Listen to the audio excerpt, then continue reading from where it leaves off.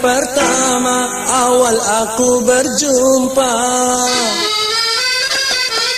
Pandangan pertama awal aku berjumpa, seolah-olah hanya impian yang berlalu. Sungguh tak kusangka dan rasa tak percaya, gadis secantik dia datang menghampiriku. Hampir-hampir aku tak sadar dibuatnya.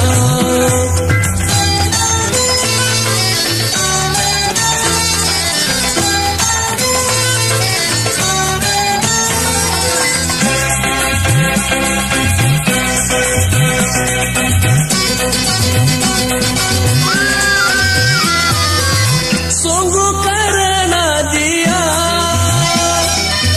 aku di depan Anda memberanikan diri, bergaya dan menyanyi. Memang kecantikannya dan kelembutan hatinya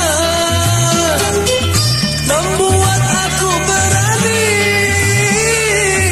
menghadapi dunia. Pandangan pertama awal aku berjumpa. Pandangan pertama awal aku berjumpa, seolah-olah hanya impian yang berlalu. Sungguh tak kusangka dan rasa tak percaya, gadis secantik dia datang menghampiriku. Hampir-hampir aku tak sadar dibuatnya.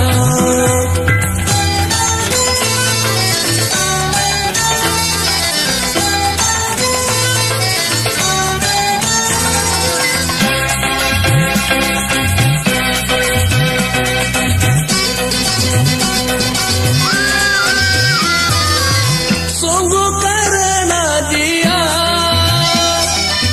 aku di depan Anda memberanikan diri, bergaya dan menyanyi. Memang kecantikannya dan kelembutan hatinya membuat aku berani menghadapi dunia. Pandangan pertama awal aku berjumpa,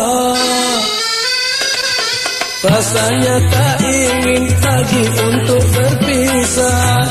Entah karena mengapa aku sendiri tak tahu, jangan-jangan hati telah bersarang cinta.